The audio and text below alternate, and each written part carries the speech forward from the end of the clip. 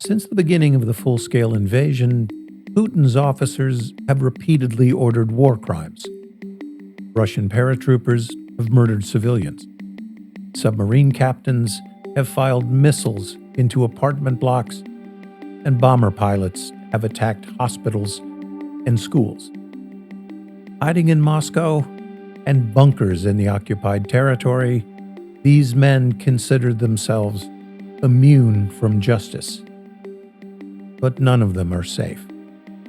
No matter how deep they hide inside Russia, Ukrainian intelligence is watching and waiting for payback. I'm former SEAL Chuck Pfarrer, and today we'll go inside Ukraine's lethal hunt for Russian war criminals. Right now, the Kyiv Post's point of impact. Kyiv's shadow war for justice blends tenacity with cutting-edge tradecraft.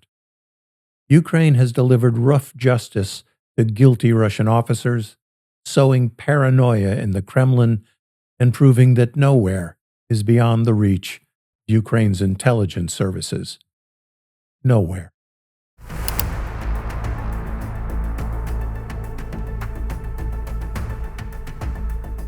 On 14 July 2022, 3 Caliber cruise missiles were launched from the Black Sea Fleet Kilo-class submarine Rostov-na-Donu. They struck the center of the Ukrainian town of Vinnytsia. It was not a military target. The attack killed 29 civilians, including 3 children, and wounded over 200. Russian Captain Second Rank Stanislav Rizhitsky was in command of Rostov-na-Donu. He conducted the missile strike. Russia was so pleased with his work that following the attack, he was promoted to deputy commander of the 4th Independent Submarine Brigade. Ukraine took careful note of his promotion. On 10 July 2023, in Krasnodar, Russia, Stanislav Rizhitsky was out on his morning jog. The weather was foggy and raining. Rizhitsky would not finish his run. Ukrainian HUR operatives had tracked his daily route by hacking into data from his running app. Rizhitsky had no idea that Ukrainian intelligence officers had activated a local asset and equipped him with a Mariupol pistol equipped with a suppressor. They gave the operative precise coordinates for the ambush on a path near the Olenivka sports complex. A rainy day was specifically chosen for the operation. It assured there would be no witnesses. As Rizhitsky rounded a bend on the jogging path, the assassin fired 7 rounds at close range. Rizhitsky was found hours later.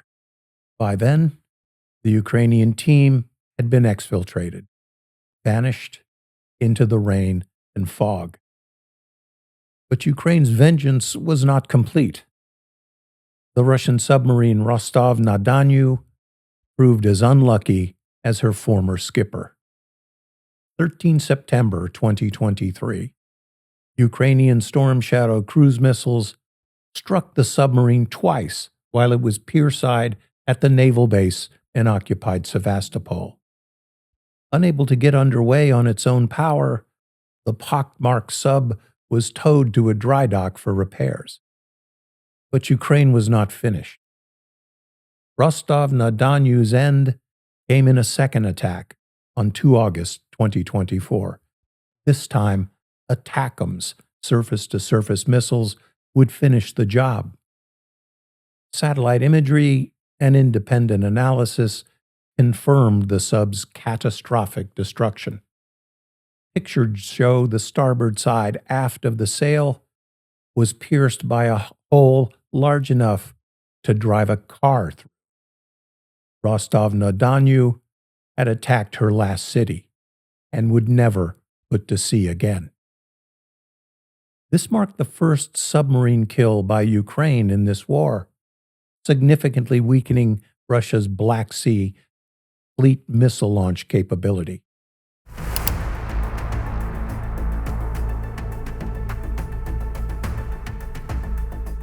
Beginning in 2022, the Russian Air Force began a systemic missile campaign against Ukrainian cities.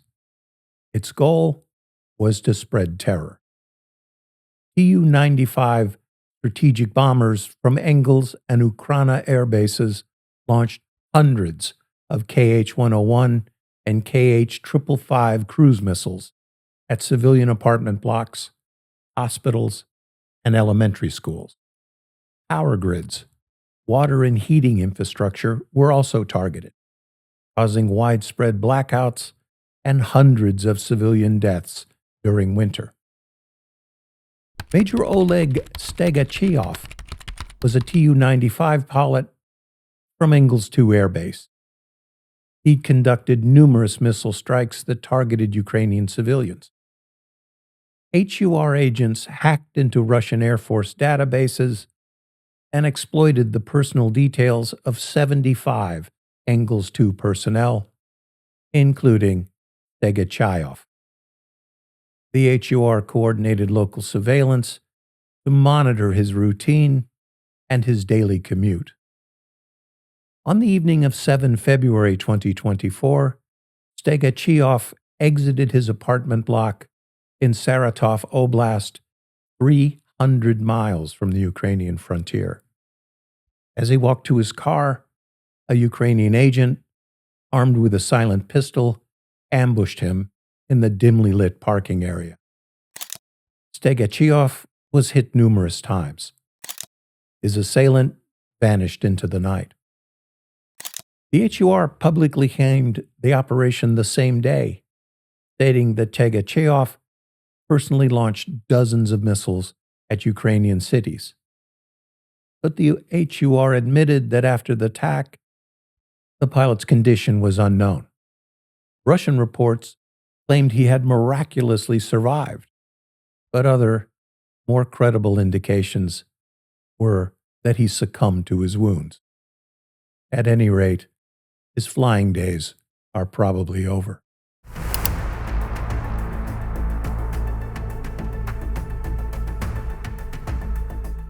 After the fall of Mariupol, many of its defenders were held at Russia's Olenivka prison, 20 kilometers southwest of the occupied city of Donetsk.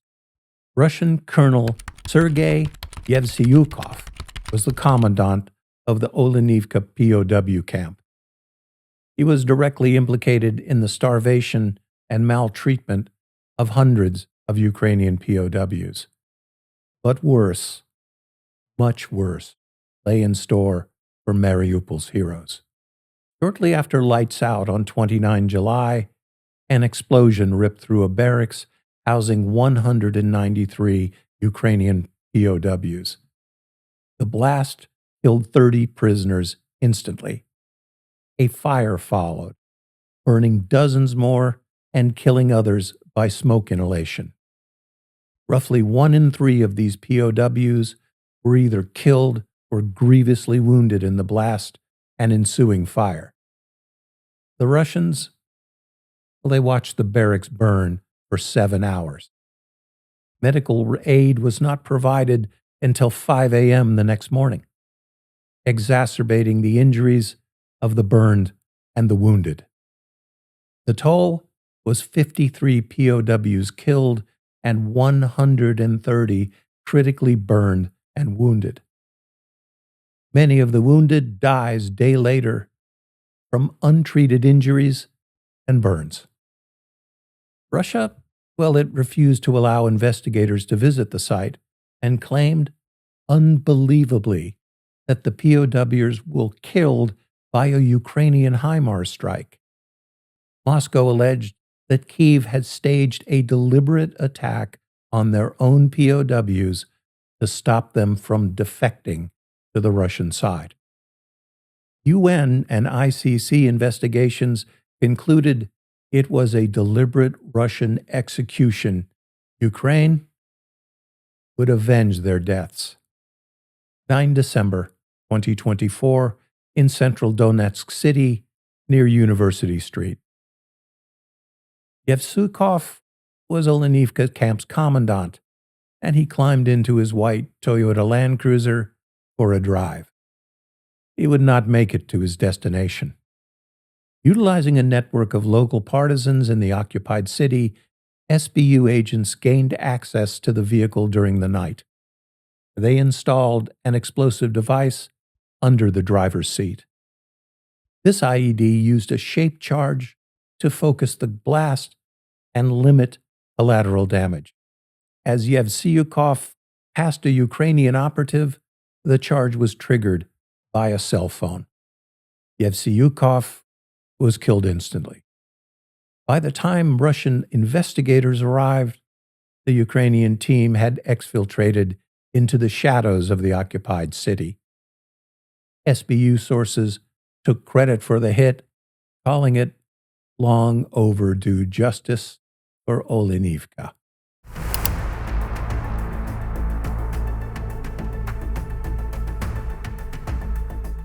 Since 2022, Russia has conducted over 4,800 documented chemical attacks against Ukrainian troops and civilians.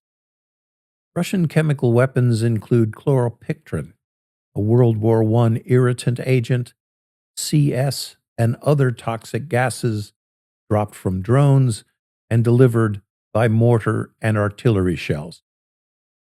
These attacks have caused severe injuries to more than 2,000 Ukrainian soldiers. Several have been killed by toxins of the organophosphate class. Nerve gas is suspected in their deaths. Lieutenant General Igor Krylyov, Russia's chief of radiation, chemical, and biological defense, personally directed the deployment of these chemical weapons. On 16 December 2024, Ukraine formally charged General Krylyov with conducting prohibited chemical warfare. Just 24 hours after Ukraine announced its charges, SBU operatives infiltrated a residential area in Ryazansky Avenue in Moscow. Agents parked an electric scooter in front of Krylyov's luxury apartment block. The scooter looked like any other rental model that could be found parked on a Moscow corner. Only this one had been specially configured to conceal a Soviet-era OZM-72 anti-personnel mine. Called a bouncing Betty in the West, this mine functions by launching a 500-gram explosive charge 1.5 meters into the air. Detonated, 2,400 steel fragments are blasted into a 3-meter kill zone. When General Krylyov exited the building, the mine was activated by an encrypted signal. The weapon detonated, producing a blast that shattered windows up to the 3rd floor. General Krylyov and his aide were killed instantly. As ambulances and first responders converged, the Ukrainian operatives vanished into Moscow's vast anonymity.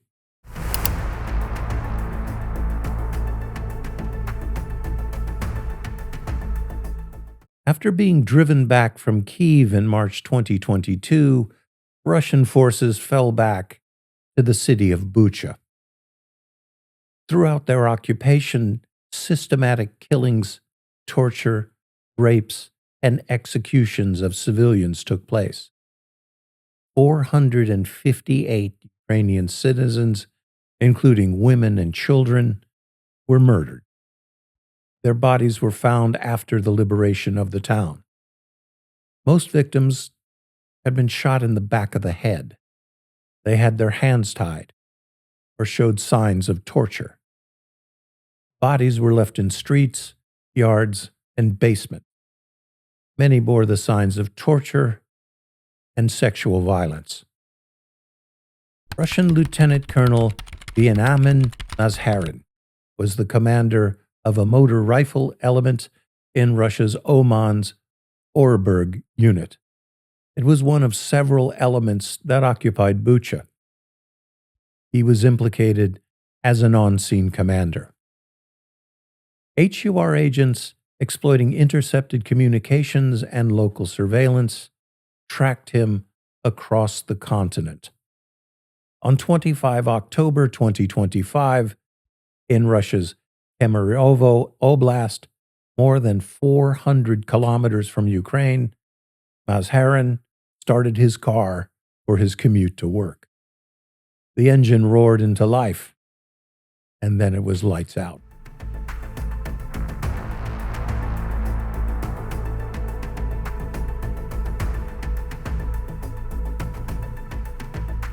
HUR agents had gained access to the vehicle during an overnight stop. They attached a magnetic limpet mine to the undercarriage. The detonation was captured on an operative's video and shows the fireball from a concealed vantage. The blast killed Mazharin instantly. The SBU confirmed the operation, noting Mazharin's role in Oman's atrocities. Bucha had been partly avenged.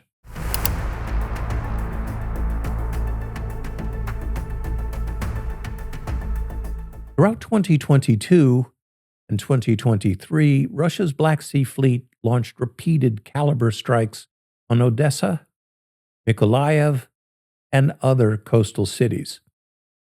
Putin's navy also used its warships to impose an illegal blockade of Ukrainian merchant and grain ships. Admiral Viktor Sokolov, commander of the Black Sea Fleet, orchestrated naval terror campaigns from his Sevastopol headquarters. Patiently, Ukrainian operatives inserted into occupied Crimea penetrated the heart of the admiral's command. HUR Special Operations Forces, in coordination with partisan networks like Atesh, monitored Russian communication. They intercepted calls and gathered patterns of movement and waited patiently. By the end of that summer, HUR learned that Admiral Sokolov scheduled a senior staff conference. Leaders of major commands would be in attendance. Ukraine made plans accordingly. At 1200 local time on 22 September 2023, the Admiral convened the meeting. Nearly the entire fleet command, over 100 officers, were gathered in a secret underground briefing room. Unbeknownst to them all, deep over Ukrainian territory, Su-24 strike fighter had sortied.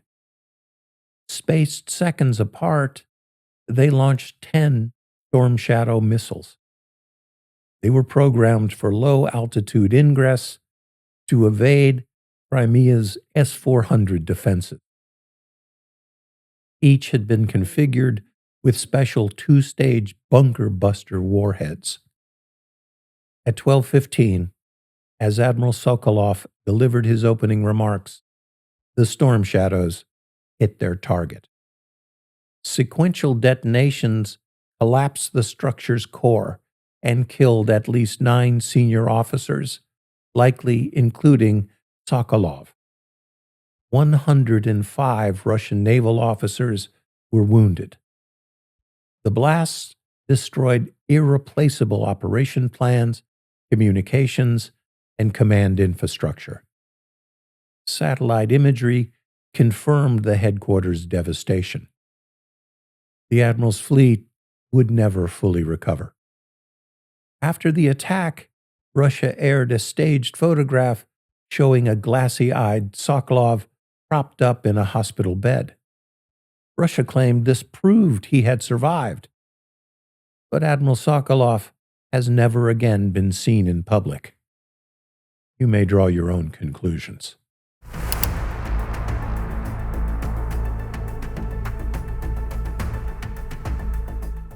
In 2022, Russian forces occupying Izium turned that city into a major Russian logistics hub.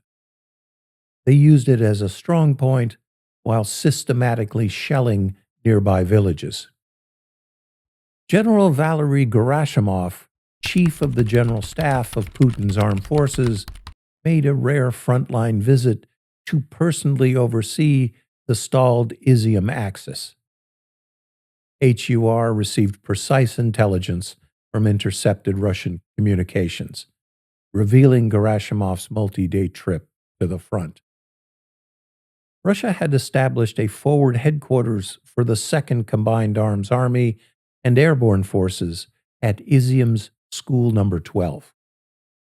On 1 May 2022, Gerasimov scheduled a high-level briefing at the school.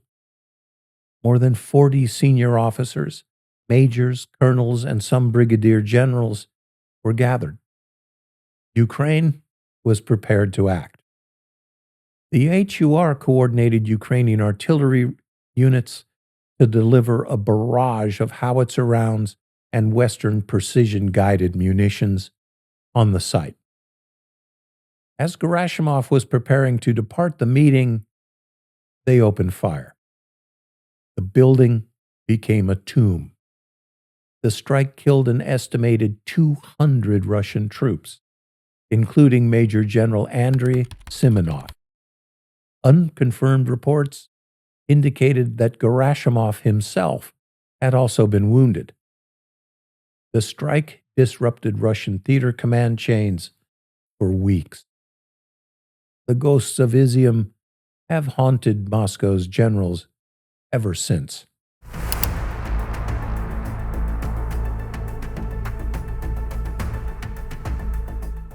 During March in 2022, Russian naval infantry and airborne forces besieged the city of Mariupol. Russia bombed a clearly marked maternity hospital on the 9th of March, and the Mariupol theater, sheltering hundreds of civilians, was deliberately hit on the 16th of March. An investigation by Human Rights Watch reports that more than 8,000 Ukrainian civilians perished as the result of Russian attacks and starvation. Other sources have put the civilian death count above 25,000. Vice Admiral Andrei Paley, deputy commander of the Black Sea Fleet, directed the marine assaults and a city blockade that starved and shelled Mariupol into rubble. Born in Kyiv in 1970, Paley had betrayed the nation of his birth. Ukraine would make him pay.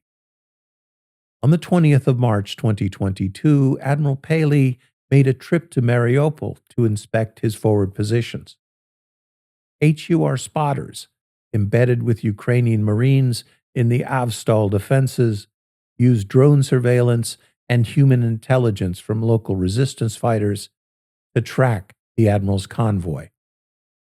Arriving at his destination, Paley exited his armored vehicle. A single thump echoed from the ruins. A designated marksman in an elevated position in a high-rise ruin overlooking the site had aimed a suppressed Dragunov SVD sniper rifle, firing a single 7.62 millimeter round. The shot was estimated at 400 meters, and the sniper did not miss. Paley was hit in the center of his chest and was killed instantly. After Paley fell, Ukrainian defenders and the Azov steel plant fought on, unbroken. Russian media later claimed Paley had been aiding civilian evacuations. The assassination was confirmed in a quickly deleted Russian Navy post. The admiral's death sowed confusion and discord in the Black Sea Fleet Command that continued for months. Russian officers asked themselves, if an admiral isn't safe, who is? These operations, executed across 4 years and deep inside Russian-controlled territory or in Russia itself, demonstrate an extraordinary combination of signals intelligence, human sources, partisan networks, and ruthless precision.